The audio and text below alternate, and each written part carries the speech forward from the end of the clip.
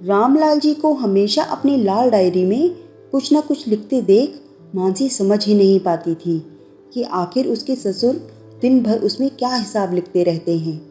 बहू को आते देख जब वे डायरी को तकिए के नीचे छुपा लेते तब मानसी की जिज्ञासा और बढ़ जाती। उसे यकीन हो जाता कि जरूर उसके ससुर डायरी में अपनी बहू की शिकायत लिखते हैं। शायद कुछ पैसे भी डायरी में रखते हों, इसीलिए तो उससे छिपाते हैं।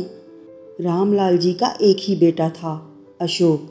अपने बिन माँ के बेटे की परवरिश उन्होंने अकेले ही की थी। अशोक जब अपने पैरों पर खड़ा हो गया तो अपने पिता को उसने गांव में अकेले नहीं छोड़ा और अपने साथ शहर ले आया।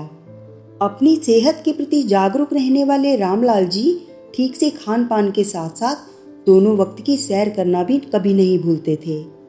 क्योंकि रामलाल जी अपना ज़्यादा समय घर के बाहर ही बिताते थे, इसीलिए शादी के बाद मानसी को ससुर के साथ रहना नहीं अखरा। लेकिन एक दिन जब वे बाथरूम में फिसल गए और उनकी कूल्हे की हड्डी प्लास्टर के बाद भी सही नहीं हुई, तब उन्हें हमेशा के लिए बिस्तर पर ही रहना पड़ गया। तभी से मानसी उनसे चिड़ी रहने लगी थी। अक्सर उन पर चिल्लाने भी लगती थी, लेकिन उन्होंने कभी कुछ कहा नहीं। मानसी ने बच्चों को भी उनके पास जाने से मना कर दिया था। अपनी पत्नी के बदले व्यवहार से अशोक बहुत परेशान था, लेकिन घर की शांति के लिए उसने भी चुप्पी साध ली थी। रामलाल जी को पढ़ने लिखने का बहुत शौक था, लेकिन अब आंखों की रोशनी कम हो जाने के कारण उन्होंने किताबें पढ़ना छोड़ दिया था। अपने मन के भावों और विचारों को वे अपनी लाल डायरी में लिख लिया करते थे और जब बहू आती तो उसे अपने तकिए के नीचे छिपा लेते थे। अब उनका अंतिम समय आ गया था। तकिए के नीचे से लाल डायरी निकालकर उन्होंने बहू मानसी को दी और चिर निद्रा में लीन हो गए। डायरी देखने की मानसी की जिज्ञासा अब शांत हो गई।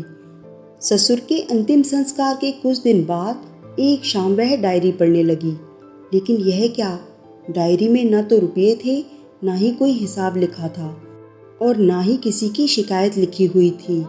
उसके ससुर ने तो एक एक पन्ने में अपने अकेलेपन के पल पल की पीड़ा को व्यक्त किया था।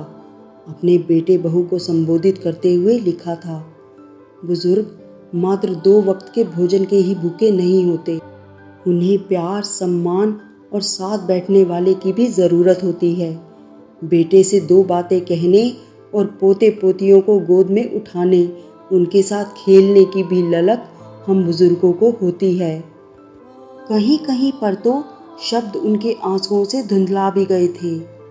डायरी के अंतिम पन्ने में उन्होंने अपने पोते से प्रार्थना करते हुए लिखा था, मेरे बिट्टू, बड़े होने पर अपने मम्मी पापा का ख्याल बैंक में रखे अपने रुपयों से भी अधिक करना, क्योंकि वे ही तुम्हारी असल पूंजी है। ऐसा कुछ भी नहीं करना जिससे कि उन्हें भी मेरी तरह डायरी से बातें करनी पड़े। अंतिम वाक्य पढ़ते ही मानसी के आंसुओं का बांध टूट गया। वह फूट फूट कर रो पड़ी। आज उसने देखा कि डायरी में रुपये पैसे का हिसाब ही नहीं, रिश्तों का हिसाब भी लिखा जाता है।